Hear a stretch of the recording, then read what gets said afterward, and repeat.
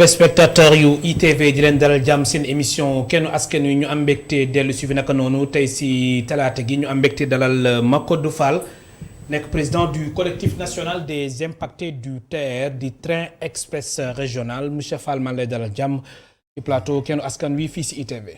waaw merci beaucoup Malick maa ngi lay nuyu di la fay donc di nuyu téléspectateurs yëpp. voilà. alors di la dalal jàmm si suñu plateau bi alors gis nga train express régional date bi yàgg nañ ko wax ñu koy pousse di ko poussaat démb rek ci assemblée nationale Mansour Faye nekk ministre des infrastructures xam le ni que ni mbir mi dina fonctionnel si ñaareelu semestre bu atum 2021 alors loolu ba nga ko déggee ban commentaire nga si mën a def. waaw commentaire bi moo ci mën a def defe naa ni du yàgg parce que en fait bu ne dina fonctionnel en 2021 mooy yàggatul mu fonctionner te wax dëgg yàlla ñun ce que nous défendons c'est pour l'intérêt des populations. Ouais. donc bu fekkee ni war na fonctionner loolu li ñu bëgg rek avant muy fonctionner commencer di daw di ñëw ñu régler problème impacté yëpp. voilà alors laataa ñuy ñëw sax si impacté yi jàpp nga ni bii nii date bi dina nekk date bi nga xamante ni autorités yi daañ ko respecté. waaw bon moom lañ am yaakaar am nañ yaakaar dinañ ko respecter parce que franchement pour vous dire vrai travaux TER bi tamit c'est pas une chose facile quoi c'est pas facile donc liggéey bi bari na chantier yi immense na et tout ça mais terewul tamit ñu ngi ñaan yàlla donc comme ni ñu ko waxee ñoom monsieur le ministre donc ñu démarrer à la date bi mu fixé voilà. alors yow yaa jiitey collectif national des impactés du TER train express régional alors ngeen yàgg def ay démarches di yéeg di wàcc alors impacté yi seen situation jamono jii nii lan la. waaw tout d'abord maa ngi nuyu ñëpp ñi nga xam ni ils sont impactés par le projet TER donc di leen massawu parce que franchement je vous dis que seen situation du situation bu yomb du situation bu facile. metti na lool waaw wax dëgg yàlla ay pères de famille yi nga déplacé. ci projet état bi nga xam ne tey jii moom lañ ëpp lu ñu injecté xaalis. non seulement loolu mais déplacement bi nga xam ne tey jii ay nombre de personnes yu déplacé wu tamit amul benn projet bu ko mus a déplacé ci Sénégal. te démb rek ministre bi muy wax naan projet bi 730,2 milliards nañ si def mais am na nag ñu nekk si ku jigi jàpp ni mbir mi romb na 1000 milliards di dem.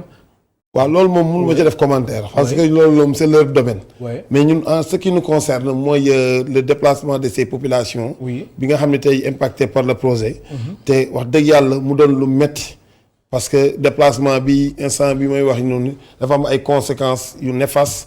ci famille yi ci. waaw nan la amee ay conséquences. waaw xam nga fi nga juddoo yaroo fii màgg fii xam say lépp nekk fii. donc ñu bëgg déplacer la. ci beneen lieu te fu nga xamoon nu ma fay demee bu doon sax dañ lay fekkee ne dañ lay recaser préparer bu nga xam ne tey bu ñu lay jëlee dinañ la am fu ñu la dugal mais projet bi demeewul noonu projet bi dañuy ñëw indemniser nit ñi noonu en espèce nee na nag fu waay neex na dem. waaw donc noonu lañ tëggee projet bi.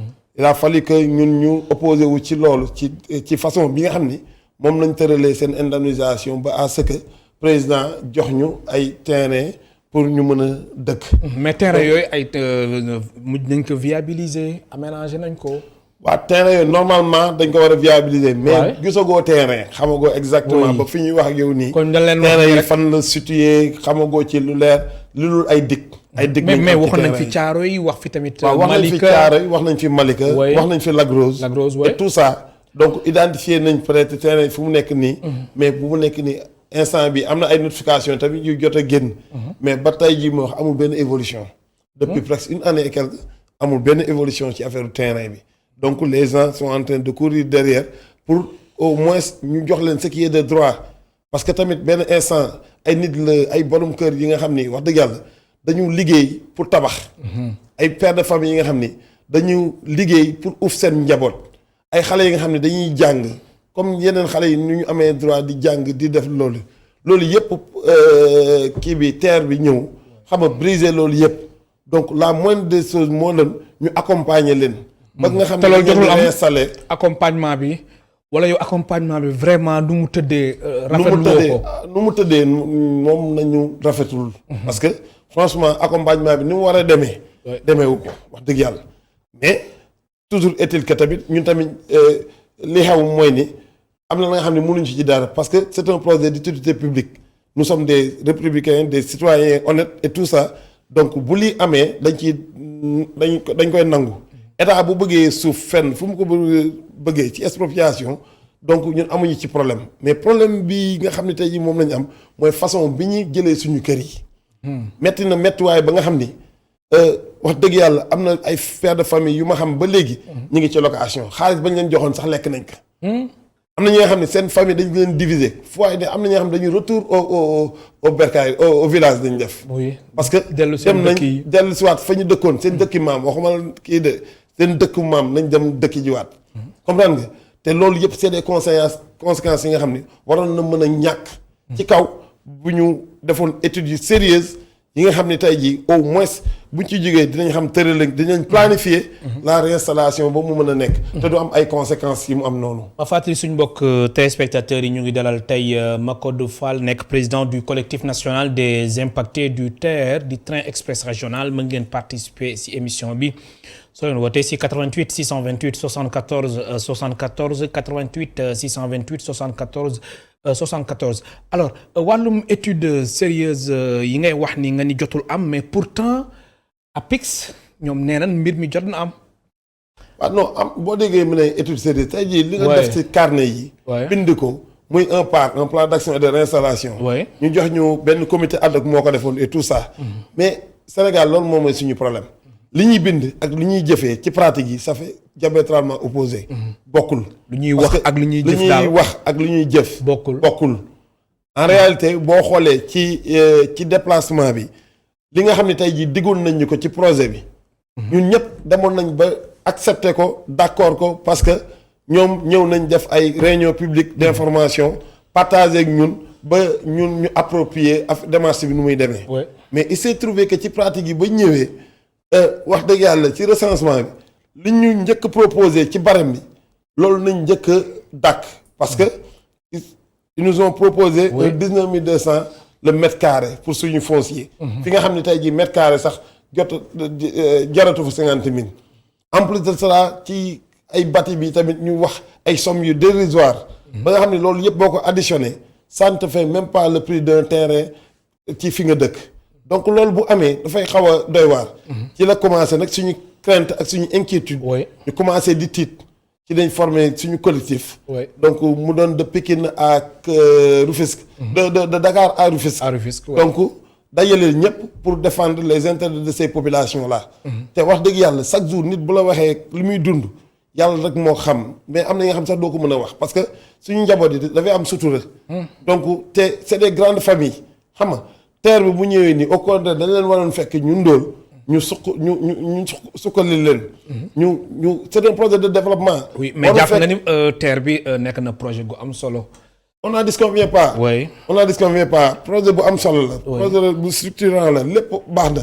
mais problème bi mooy accompagnement bi. ak nekkin ñi fa nekkoon te li gën a am solo. mooy le capital humain. maanaam nit ñi nga xam ne ay doomu aadama nañ. dama ne am na sama benn waaye buy wax naan.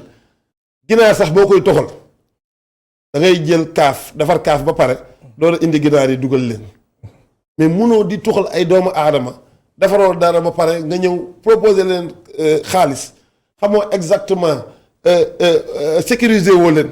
nga bàyyi leen ak ay somme yu colossales yu mel noonu pour ñu dem jëndi kër wala ñu dem wut fi ñu luwee wala loolu mais saa waay ñoom ils sont exposés. la preuve en est que am na ci ñi nga xam ni.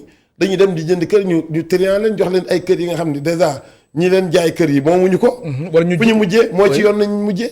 ñu nekk en contentieux. cas yooyu bëri na. bari na yaa naa mën naa la ci énuméral. donc cas yooyu chaque jour ñuy ñëw di ñu daw te amuñu fu ñu ko jooyee. ci collectif bi nañ koy jooyee fii. mais bañ demee yoon fekkee ni aussi mbir mi féete na boor yoon jox na leen dëgg wala. même yoon bu la joxee dëgg ne condamné nañ telle personne à payer. mais telle personne boobu du ko am. en général dañ ciy topp di dem ay contraintes par corps ainsi de suite. donc mu doon procédure yu gudd. la nga xam ne tey jii buñ ñu sécuriser woon loolu yëpp du ci am. muy un deuxièmement beaucoup de gens génn nañ seen kër famille yi tas ñu séddoo ñu jox leen seen xaalis ñu séddoo ñenn ñi féetewoo terrain ba léegi gisuñu terrain ak dégguñu terrain ñu jox leen ay notification ces gens là ba léegi ñu ngi topp di courir derrière ci collectif beneen bi mooy à part ça tey jii dafa am ñi nga xam ni dañu yoroon seen activité économique seen biir kër ñi nga xam ni ay location moo leen doon ci lañ doon dundee donc ñu ñëw teg seen kër amatuñu la normalement dañ leen waroon fay li ñuy wax perte de revenu locatif. te loolu amul. maanaam non war na am. mais amagul ba léegi dafa yéex daal waaw dafa yéex. paiement bi. donc normalement pour chaque locataire 6 mois nañ la war a fay par mois ñu fay la 6 mois donc jox la ko ci li nga xam ne moom nga luye woon sa kër. donc muy leneen la nga xam tamit li ñu tuddee accompagnement social. oui muy vulnérabilité ak accompagnement social. ñu war ko fay pour chaque impacté parce que ñoom dem nañ bay définir un critère ne. ku ñu war a les personnes vulnérables. nii lañ war a mel nii lañ war a mel nii lañ war a alors que képp ku ñu déplacé il est vulnérable la personne elle est vulnérable. donc loolu ça doit être automatique loolu bañ ñu déplacé ñi bañ dem dañ ko war a commencer fay leen au moins ñu gis seen bopp. mais instant bi ñuy wax nii. je vous dis que beaucoup de familles ñu ngi dund lu metti ci projet TER bi. am na suñu téléspectateur bu njëkk bu nekk si ligne bi ñu jël ko allo. allo kooku dem na du ñàkk mu woote waat alors wàllum recensement bi fu toll nii est-ce que ñi nga xamante ni lépp mbirum TER bi soxla na leen ñu war leen déplacer ñoom ñëpp recensé nañ leen ba indemnisation bi jot nañ ko wala déet. waaw indemnisation dépassé nañ ko yàgg na. waaw parce que ci en commission bañ demee. dama ne est-ce que ñëpp jot nañ leen indemniser. waaw je veux dire que à ma connaissance. oui amul ka nga xam ne tey jii muy am PAP concession li ñu ne PAP concession. oui jotagul sa indemnisation en toute franchise. oui donc ñi des peut-être mooy les commerçants les places d'affaires affaires yu mel noonu. ñoom ñoo des ñoo des.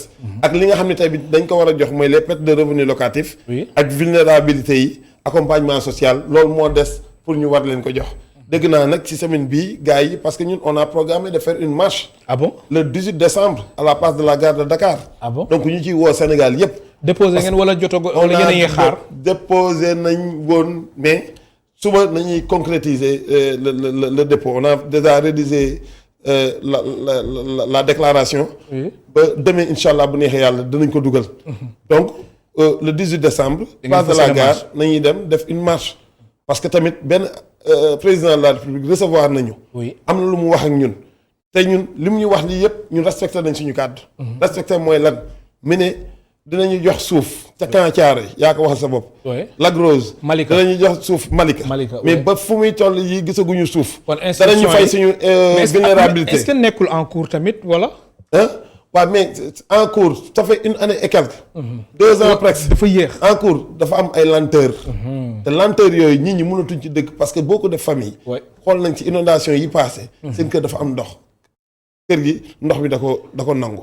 yaa naa des familles yi nga xam ni récemment le vieux m'a appelé mais il est toujours malade. kër gu mu jëndoon dafa effondré wu ci kawam.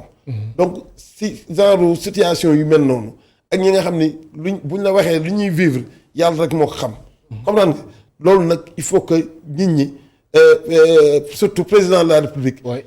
instruction yooyu mu joxoon ñu respecté ka que mu jël la chose en main ñu régler ko une bonne fois pour toutes mu jaar di jeex.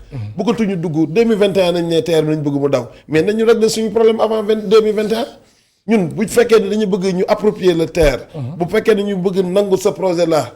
donc il faut que ñu respecter les droits de ces gens là parce que. non seulement dafa war a am indemnisation juste et préalable. mais ensuite dañ leen war a recaser réinstaller leen. et puis mu am un suivi. parce que le suivi là c'est très important. il y a beaucoup d'enfants yi nga xam ni dañu perte seen école jàngatuñu. maanaam dañu dem génn nañ école yi jàngatuñu. donc chaque jour ñu ñëw di ñu poser ces questions là. amul suivi bu tax ñuy wax suivi bi donc. affaire bi doy na waar daal. franchement si je vous dis que. instant bi ñuy wax nii. wallahi les gens sont fatigués. métti na à toute franchise voilà. mu nekk lu doy waar am na suñu beneen téléspectateur wala suñu téléspectateur bu njëkk bu nekk si ligne bi ñu jël ko ndax mu ngi insister allo allo allo allo. allo. kilifa gi soñ mënee baal nga wàññi son wu télé bi ndax dafa mel ne yaa ngi bàyyi xel télé bi moo tax mbir mi am décalage allo bisimilah fa nga ñu woowee. waaw maa ngi leen di woowee allo allo. kooku dem na daf mel na dina woote waar daf mel na Pikine la doon woote nga ni situation bi daal doy na waar jamono ji. ma doy na waar jamono ji toll nii. mais toujours ñu rupture ci négociation yi. ñu ngi wax ak les autorités compétentes. pour ñu mën a lever obstacle yi nga xam ni. processus bi am na ko. donc ñun mënuñu d'accord depuis 2016 ba 2020. ay waaw ak suñu nombre nu mu doy nous sommes 300 000 personnes. yi nga xam ne impacté directement par la terre donc bu ñu mënee di xeex dëkk banlieue te dans des zones yi ñuy soi-disant toutes des zones dangereuses. oui donc mënuñu fexe gisuñu pono bu tàkk defuñu dara ñu libérer seen emprise déggoo kenn ku yuuxu. ñu aider leen accompagner leen ba ñu libérer emprise yi xam nga ba réceptionner seen terre. étape yëpp ñu jàll fa. non war nañ mën a delloo njukkal ñi nga xam ne c'est le collectif national des impactés du terre. parce que c'était pas évident. il s'est trouvé que doon nañ toll des moments difficiles.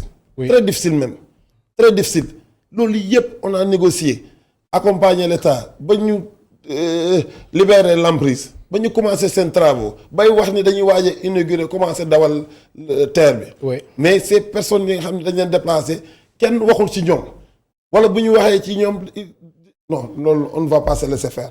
alors si loolu moo tax yéen ngeen taxawal seen plan d'action bokk na si. le 18 décembre incha allah ngeen amal marche. waaw le 18 décembre. le 18 décembre léegi alors marche bi dafa bokk ci plan d'action yi. waaw dafa bokk ci plan d'action bi. te wax dëgg yàlla je te dis que le 18 décembre date bu historique lay doon. histoire du Sénégal lu tax nga wax ko. non dama xam lu baax li ma wax. wàllu mobilisation wala la xam nga oui. gor kenn du ko pousse ba mu sës. te fu mu nekk nii. mais marche pacifique lay doon quand même. bien évidemment. moo tax ñu ci nous sommes des légalistes. oui ñun du ñu def dara la nga xam ne tey jii déggoo leen ni am na ñoo xam ne sax dañuy def ni ñu jox nañ suñu kër ba ñu dem bu yàgg parce que déggatuñ ñu. fekk ni dara dañoo toog di xaar. xaar nag dafa am app. xaar nañ ba à cet instant là amatuñu lu ñuy xaar. on ne négocie plus. da ngeen sës. dañu sës loolay wax ji. soit dañ koy régler wala ñu xam leneen donc. li may wax nii et puis da ngay ñëw suñuy réunion xale amu fa. c'est des personnes de troisième âge ñi nga xam nii dañoo ñafe pour am seen kër brique par brique ba tabax. xam naa nga am ay famille yu mag ñooñu ku ci nekk des fois da ngay gis j'ai vu une famille bi nga xam ne 100 personnes ñoo ci am benn kër bu am 100 personnes. benn kër bu am 100 personnes loolu moom dama. 100 personnes nga wax dama ko 100 personnes 1 2 ba muy 100 ci benn kër. imagine toi là le chef de famille là ak ñeneen non. mais loolu compliqué na de. xam nga ne mënoo sax comprendre les gens ce qu'ils vivent c'est quoi. quand on dit fay nañ dañuy séddoo xam nañ fi et puis les problèmes d'héritage tamit ñu faciliter les procédures. oui. parce que tamit mënuñu tey jii dem ba bu ñuy jël xaalis bu ñuy bëgg a libérer seen emprise. dañu defoon des procédures simplifiées maanaam ay fiches roses nañ ko tuddee woon. ñu fay ci loolu gars yi libérer emprise jox ñu ay sommation de 10 jours ñu génne emprise bi accompagner leen bañ libérer ba commencer dem tey jii en retour ñu war a ñëw pour jot suñu kayitu kër wala ñu war a ñëw pour jot suñuy vulnérabilité ñu ngi laaj ay jugement d'héritage ku nekk di dem di wut kayit mais il faut que ñu faciliter loolu yëpp. ñi mën a wàllum wax dëgg yàlla ci procédure yi. faciliter leen ñu mën a am seen kayit nu mu gën a gaawee parce que y a pas de suivi encore une fois. alors Macodou yow mi jiite collectif national des impactés du train express régional profil yan profil ñoo nekk ci collectif bi. profil lépp fi nekk. loo xalaat mi ngi ci biir profil bi. mi ngi ci biir collectif bi. donc collectif bi mi ngi mel ni tey jii nga jël imagine toi nga jël tout Thiaroye Gare. Thiaroye Gare ñëpp xam nañ ni quartier traditionnel la wala nga jël Tëngéej. oui Tëngéej anciens fonctionnaires du Sénégal yëpp ñu ngi woon foofu. te c'est des titres fonciers encore le problème des titres fonciers aussi. fayaguñ si am na ñu bëri nga xam ne seen titre foncier si seen foncier fayaguñ leen. ba léegi ñu ngi door a woote temps yële passé ne dinañ commencer dugal leen en commission pour fay leen. mais il y a tellement de problèmes et puis waxuma la dara mais problème de mobilité aussi. parce que tamit ci études yi am na ay passerelles yi nga xam ne dañ ko waroon sóor dans des zones yi nga xam ni à forte densité la. comme fan comme mu ne Thiaroye Gare. Thiaroye Gare boo xoolee marché bi infrastructure yëpp dafa nekk ci biir camp bi donc de l'autre côté la population fa nañ dëkk donc ñun toog nañ waxtaan ba président dégguñu wooñu ne dina defar une passerelle supplémentaire mais ba léegi dafa am lenteur bien vrai que ñi ngi ci passerelle boobu mais dañu leen di ñaan rek ñu gën a accélérer waat. ñu gën a baral seen loxo nit ñi mën a am assurance ni passerelle bi dina am parce que man gëm naa ni passerelle boobu moom day am. man gëm naa ko te gis naa dafa war a am affaire bi ça évolue te dafa war a am. oui donc bien vrai que affaire bi dafa laaj ay commandes et tout ça mais tamit ci processus bi war nañ fexe gaaw pour ñu au moins ñu jël seen droit. l'autre problème c'est le problème de ces gens là yi may wax noonu. c'est le problème des commerçants. donc ñi nga xam ne tey jii ba léegi fu ñu la rombee dinañ la ne ba léegi jotaguma sama chèque donc ñooñu tamit war nañ leen fay. parce que ci loolu lañ doon sutural.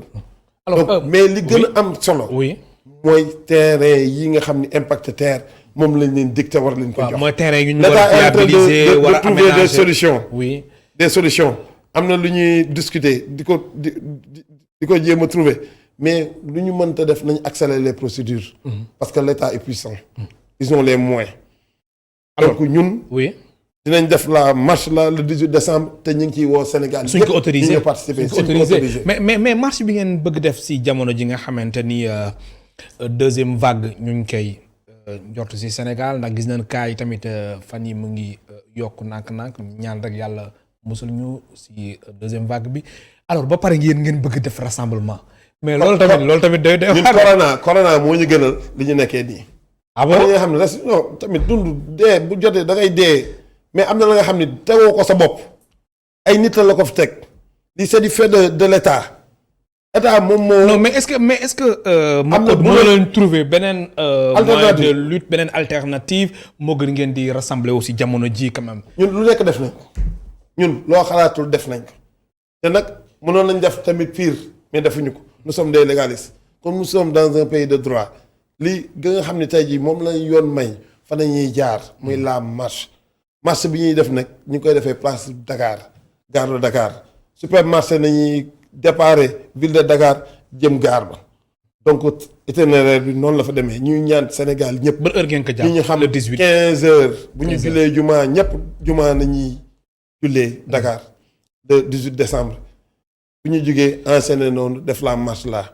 te aussitôt après la marche am na la nga xam ne surprise te dinañ ko dina génn dans les jours à venir. mooy lan exactement. mais loolu mën nga nekk surprise aussitôt après la marche. oui am na leneen lu ñuy def ñun duñu bàyyi. kon seen plan d'action daal. ngeen fas yéene dérouler nii. dañ koy dérouler on déroule ñun duñu bëggatuñu hésiter quoi parce que bu dee patience def nañ ko président wax nañu.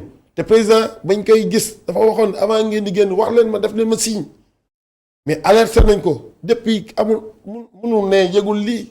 il est au courant. néew na bu leen def marche tant que waxu leen ma. mais quand même président joxe na ay instructions. joxe na instructions. waaw contrat à respecter. donc si ñun mënuñu xam si fan la blocage bi amee. bien vrai que nag ñi ngi jéem ay. ñi ngi dox quoi les autorités ñi ngi ciy wax di ñu wax ak ñun fermé wuñu seen porte ñu ngi leen dem di leen wax ak ñoom mais toujours instant bi dañuy bëgg affaire bi jeex. dañuy bëgg ñu régler le problème de ces gens là parce qu'ils sont très fatigués. alors Macodou Fall collectif national des impactés du terre ñi nga xamante ni mbir mi daf leen soxal ñu déplacer leen ñoom yan jàmmat nan leen di faral wax lan moo si gën a fës. jàmmat yi rek bëri na jàmmat yi bëri na parce que franchement déplacement rek dafa mooy rupture. oui fa nga demoon li nga amee woon pour xam sa koñ. am ay repères. la première des choses da ngay perte repère. ñu ci bëri seen doom bu ñu doon dépenser 10 francs ñu ngi dépenser 100 francs parce que transport bi seen doom yi ñenn ñi sax dematuñu jàngi. dañuy dëkk dans des conditions yi nga xam ne yu doy waar. ku mel ni ku dëkkoon Thiaroye par exemple nga xam ne tout près du marché facilement nga am ndugg loo am da ngay lekk comprendre ñu jël la dëkkal la fa nga xam ni franchement sori na sori waaye ba nga xam ni franchement li nga daan dundee sax dootu ko mën a dundee. daan si ñëw léegi am na ku nekk si ligne bi allo allo. allo. bisimilah kilifa gi. allo. allo ñu lay dégg kilifa gi bisimilah allo allo. daf mel ni dañ am jafe-jafe. waaw asalaamaaleykum. waaleykum salaam waaw ñu lay dégg kilifa gi fan nga ñu woowee. asalaamaaleykum. waaleykum salaam. waaw. allo. waaw maa ngi leen di nuyu di rafetlu waxtaan bi. wala baal ñu nga wàññi télé bi kilifa waaw gi. xaaral. soo ñu mënee baal nga wàññi son télé bi waaw wàññi nañ ko. voilà wala nga déplacé ñu lay dégg bisimilah fan nga ñu waaw woowee. ma ne maa ngi leen di nuyu bu baax di leen remercier si waxtaan bi. di la fay. waaw di rafetlu bu baax a baax si waxtaan bi. waaw. fan nga ñu waaw woowee. di wax ne rek ñu ngi remercier suñu coordinateur boobu di Makoddu. xam nga ndax yéen a ngi may dégg. waaw Makoddu yaa ngi koy dégg. waaw maa ngi lay dégg. mu lay dégg. waaw ñu ngi leen di remercier bu baax ñu dañu bokk ci collectif bi. donc gis nañu taxawaayam bu baax a baax a baax. waaw suñu egsee fii rek parce que dañu dem a dem ba sonn moom ci boppam chaque fois dañuy bëgg a génn mu dissuader ñu dañu muñ leen. waaw état la ñu amal affaire te jox na ay président jox na ay directives ñu mu war a jox directive waaw nu ñu muñ tuuti. te kon dinañ ko respecté. waaw ñu nekk ci ça fait plus de 2 ans ñu ngi taaxirlu saa ñu bëggee génn mu nañu patienté mais dañu dem a dem ba sës ba mënatuñu taxaw fu mu nekk nii am na ñoo xam ne génn nañu àdduna ci diggante bi am na ñoo xam ne comme ni mu ko waxee rek bëgguma jaaraat ci biir mais nous vivons des situations yoo xam ne intenables waaw. franchement dañu nekk à bout te kenn musul gis lu mel nii yëkkati ay nit te prévoir loo leen foo leen war a recaser métti na ñi seen xale yi seen jàng yàqu na mag ñi vraiment sooy wax sax sa xol day jeex.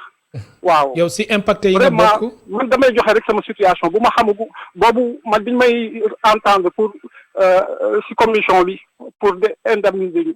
boobu xamaguñ ma koddu. oui mais ñun dañu lésé ce n'est que après la ñu xam lu xew. imaginez ñu ngi amoon 254 mètres carrés. ak ñu commencé woon construire dem ba chaînage ñu ñëw 2 ans ñu xaarloo ñu ne ñu fii dañ koy jël taxaw leen fekk def nañu fondation def nañu ba chaînage ba mu desoon rek toiture bi. mais ñu ngi ñu indemniser su ma la matul sax 7 millions 6 millions la ñu jox 250 mètres carrés koo fan ngay amee terrain booy tabax xoolal situation yu mel noonu te bari na ñu mel noonu ainsi de suite ñu promettre ñu terrain boobu ba léegi mënuñu fexe ba jot ci mais métti na ñii ñu ngi ci location yoo xam ne am na benn vieux bu bokk ci ñun il était à plus d'1 million et quelques de location loolu métti na te boo bokk léegi ëpp na 6 mois bi mu koy wax kooku fan la jëm lu ngeen ko munti fay mënul si dafa dara lan la si mën a defati métti na kenn fu ñu ko wax rek fu ñu ko natt rek dépassé na ko man nag maa ngi tudd Mamadou Gueye waaw maa ngi fii waaw Icotaf waaw métti na te dama jox sama cas rek mais am na ñoo xam ne à la place du ma wax sax moo tax réunion du ma wax sax parce que damay gis ñu ma gën a méttile waaw pour wax la ne rek situation bi président war na si jug mu wax ñu wax ne directive yi mu joxe woon yëpp kenn respecté wu ko waaw mën nañu si toutes les autorités amu si kenn ku ko respecté waaw moo ñuy indi situation bu mel nii moo tax bi mu waxee ne bii moom il faut ñu taxaw kut ñu régler suñu problème train bi mënul daw te régler wuñu suñu problème duñ ko seetaat waaw mënoo defar te say terrain ay te defal train bi mu jaar di romb duñu romb te nit ñi mënuñu dëkk amuñu fu ñu dëkk kooku mënul nekk xel sax nanguwu ko ñu nekk en 2000 lan ñu jëm 2021 lu mel nii ñaaw na un état war na am na yoo xam ne da ngay am yërmandi rajo da ngay gis ay jigéen dañuy wax ba jooy seen logo di tuuru salle bi ñëpp di jooy mais xam ngeen ne nag nous sommes dans un état de droit ñun commandé wuñu on demande suñu àq ak suñu yelleef waaw man c'est la première fois may wax réunion sax daaw ma wax damay toog rek di dégg mais li mënu ma woon toog di seetaan ma ko du muy reyante guddeeg bëccëg kenn du ko jox ñoom ñëpp dañuy bàyyi seen activité bàyyi seen liggéey pour rek dimbali askan bi waaw lii ba état coow léegi yëpp am na loo xam ne moo jiitu train bi ngay tiitaroo kenn mënu ko tiitaroo te impacté wu recasé wu ñu leen convenablement ñu demandé wuñu un sou dañu demandé ñu delloo ñu suñu àq ak suñu yelleef te dañ si droit la suñu droit la le plus absolu donc nit nag soo nekkee dans un état de droit am na loo xam ne soxlawul sax ñu si yàgg ngeen baal ma bëgguma retenir ligne bi xam naa ñu bari bëgg nañu dugg mais voilà merci beaucoup maa ngi leen di remercier bu baax ci émission bi yéen waa télé bi waa ITV vraiment li ngeen def ba médiatiser suñuy doléance ñu ngi leen si remercier bu baax di leen wax ne yàlla na seen télé bi dem ba sa kanam a kanam di wax ne rek lii la ñuy vivre boobu ba léegi lii la ñuy vivre suñu amee ku ñu dimbali nag vraiment balay train bi di daw xam nga nu ñu ko tuddee mënul nekk émergence tant que ñun ñii ñu ngi sonn tant que impacté yi jotuñu seen àq ak seen yelleef donc maa ngi koy yemale fii pour bañ a guddal waaw maa ngi leen di remercier yéen ñëpp di leen remercier waat bu baax a baax jërëjëf Macodou jaajëf moom mënuñu ko fay waaw il s'est porté volontaire ak ñu mu àndal ñëpp ak équipe bi yëpp vraiment guddeeg bëccëg ñu ngi dawal waaw ñu dawal vraiment vraiment daal sama xol dafa jeex mënutuma dem daal maa ngi leen di remercier wasalaam jërëjëf di la gërëm baax di la sant di la mastaw gis nga de xolam moom vraiment jeex na Macodou mu nekk lu doy waar parce que franchement dina ñu dund chaque jour lu raw lii sax moon sax wax yéen men am na keneen ku nekk si lim ñu jël ko allo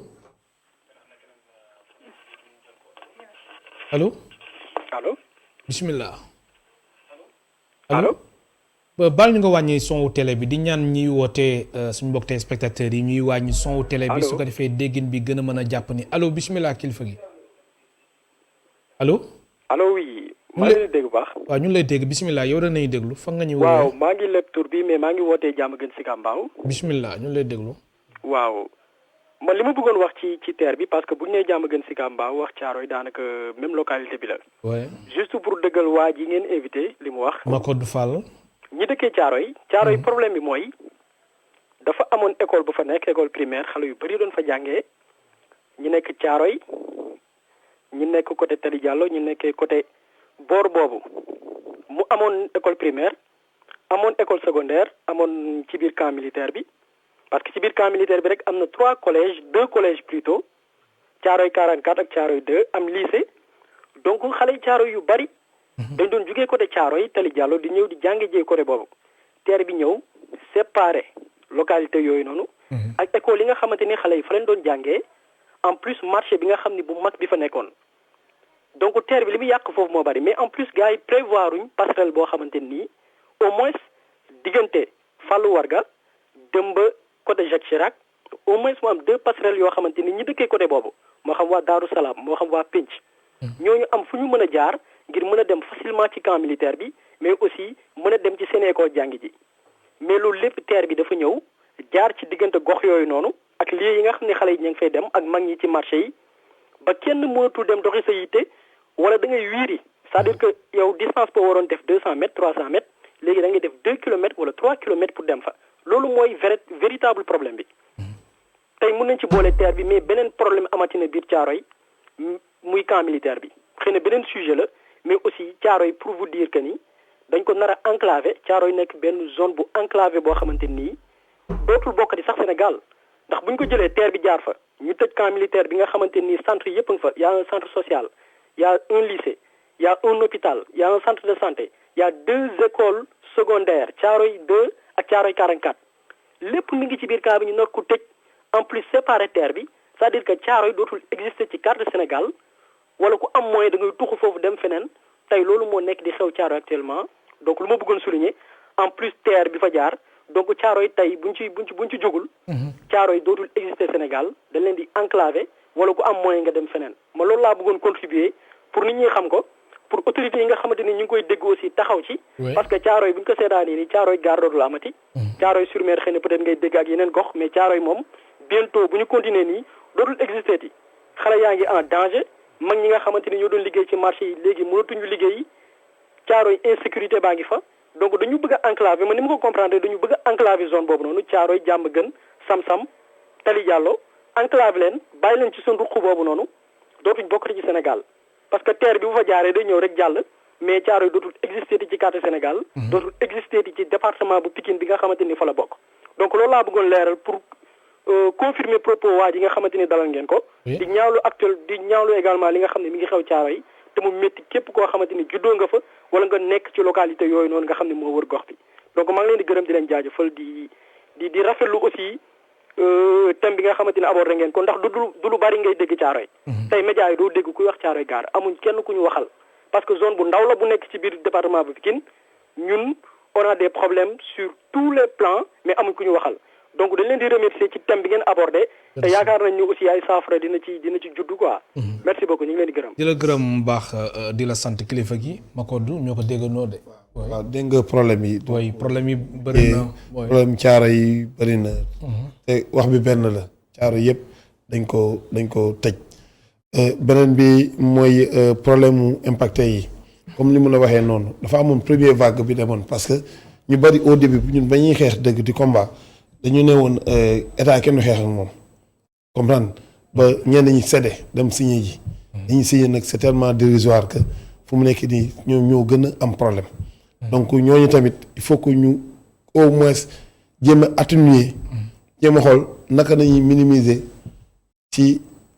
problème yi ñu am donc ñooñu ñu ci bari amatuñu non seulement fu ñu dëkk dañuy louer mais amuñu terrain amuñu dara il faut que ñu accompagner leen. donc ces gens là comme ni mu la ko waxee. xam nga nit ñi sutura dañuy dundee daal. donc am na nga xam ne sax duñ ko bëgg a wax. dégg nga moom le gars là nee na bu ñëwee réunion sax du wax. du wax te am na problème. moo tax tey mu woote wax tey mu woote pour wax. donc fii boo fi doon toog di wax. mën nañ ci wax ba suba parce que problème du jeex déplacer plus de une personne comme ni mu doy noonu donc tout ça sans autant que nga préparer leen ci déplacement bi loolu conséquences yaa ngi nii quoi. et puis si waxam sax nee na kenn mënul wax démarrage yu terre te doo wax tamit situation impacté yi seen nekkin vraiment seen condition mu nekk lu mucc ay plata ñuy démarrer loolu mënul nekk. mënul ñu démarrer terre tant que rek lu suñu problème. loolu moom dafa leer quoi. c'est-à-dire que ñi waxante wuñ ko ñii ay magum jëm la ay responsable lañ. foowuñu quoi comme naan c'est du sérieux. les gens sont fatigués comme naan instant bi ñuy wax matériel bi dañuy war a jublu ci impacté yi ba pare régler seen problème avant ñuy régler problème mu terre. parce que projet c'est pas la première fois ñu fi am. Il y a le projet de l'autoroute à péage. Oui. Avec la réinstallation cité Apex. Oui. Mais boo xoolee dañ ko aménager defar ko. amul fenn fu ñu gën a aménager que la cité Apex. donc buñ ñu defee lu mel noonu ba recaser ces gens là donc ñooñu dootuñu waxati dara loolu moom mooy problème bi. comme lii nag xas nañ ba le coup est déjà parti dem na ba pare nañ jéem a xool nu ñuy jéem a wàññee dégâts yi parce que les dégâts ñu ngi fii ñii ñaa ngi koy constater. ci mi ngi dal njaboot yi am na xale yu bëri yi nga xam ne fu mu nekk nii dañuy feebar duñu mën a faju parce que fi ñu dëkk enclavé am na ñi nga xam ne nee na ndoxu teen nañuy naan léegi bu ñu naan ndoxu teen nañuy naan te ci ay robinet nañ dëkkoon dañu dëkk ci dans des zones yi nga xam ne amuñu moyen amul xaalis ba nga xam ne boo jëndee kër da ngay dëkk ci ay kër yi nga xam ne moom mooy loolu donc du ma citer peut-être endroit yi fi ñu dëkk mais dañuy ñëw suñu ci collectif bi di ko wax alors que fi ñu dëkkoon c'est mais macha allah lépp ngi fi woon am facilité ci lépp transport lekk dund éducation lépp nga am ci facilité dikk ba si yàgg projet bi ñëw nii war la gën a améliorer sa condition mu gën la lor loolu nag franchement on fait un appel au président de la République encore une fois que mu intervenir une dernière fois parce que je vous dis que lii nar a xew le 18 dana doy waar lool parce que fas yéenewuñu mooy lan mobilisation. non dañu fas yéenewul. oui fas yéenewuñu daw wala ñu teggi ñun lu ñuy laaj dafa am lu mu ñu jaral. te ñoo xam ne ñu am na lu mu ñu jaral waxante wuñu de nous sommes des responsables. mais lépp da ngeen koy teg si yoon. lépp dañ koy teg si yoon. non dañuy jaar fi ñu war a jaar yëpp dinañ fa jaar. mais li ñuy laaj danañ ñu ko wax jox ñi ci wala ci neneen mosuñu ñu dégg dara du ñu dugg sax ci ay yenn menaces yi. mais lépp dañuy alerter wax ki ñu war a wax ak mu dégg ñu mu intervenir et puis le plus rapidement possible. parce que instant bi dañu sonn quoi les gens dañu sonn dañu sës. am na solo alors Macodou da nga ingaale woon ay dossier wala. non dossier terre bi la rek mooy. bon comme kii ñu bind et tout ça. oui donc plan yi ñu jox pour. ak jàmm parcelles yi lépp mi ngi fii. donc tout ce qu'on fait dafa am fu ñu koy teg. donc bu ñu processus bi dafa yàgg. 2014 2016. 16 4 ans. ba 2020. 4 ans oui. amul benn semaine bu ñu raté 4 ans nga daw di ko enduré di daw di wax état di ko déglu état du ne ñun dégguluñ ko. dañu déggal état moo tax mu demee ni mu demee nii. bu ñuy détruire ces milliers de maisons là am na nu mu demee il s'est passé beaucoup de choses nag wax dina joti dinañ wax exactement processus bi. soo ne beaucoup de choses lan nga bëgg wax. bari na wax su jotee di ngeen wax lan exactement. non pas wax lu kii mais dama ne affaire bi c'est tellement important y a pas plus important ci processus de libération d'emprise que le terre parce que c'était très difficile on a passé des moments yi nga xam ni kenn ak gars yu bañ ne dañuy xaru lépp am na fi am na ñu ci dee ay xale ay lépp am na da nga dem ba fàtte tellement que dama ne li ñu doon dund ci ay moment dafa metti dañuy dem ba sa kër dañuy dagg sa robinet dagg sa fil ngay dund ci lëndëm bañ a dem parce que indemnisation ngay négocier ak yeneen du jeex ces familles là dañoo sonn te dañu décider. ñun si on parle de décider nañ rek xam nañ ñi ngi insister mais ñi xamuñu ko décider. mais xam naa ni autorités yi dégg nañ la xam naa ni du ñàkk ñu indi si ay saafara nu mu gën a gaawee Macodou Fall man lay gërëm baax. ils ont intérêt. donc di lancer waat benn énième appel. oui surtout au président de la République. que mu jël dossier bi mu suivre ko de près jéem a xool nu mu koy régler nu mu gën a gaawee parce que tamit xam nga yàgg na.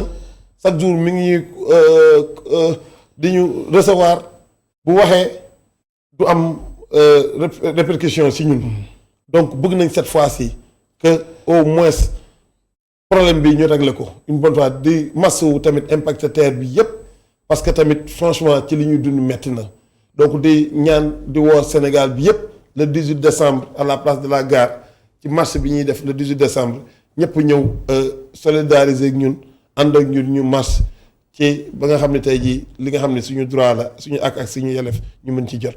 merci beaucoup di la gërëm baax di la sant mu nekkoon Macodou Fall président du collectif national des impactés du TER train express régional mbokk téléspectateurs yéen tamit amuñu seen fay ñu leen di gërëm baax di leen sant ba suba incha allah ñeenti waxtu.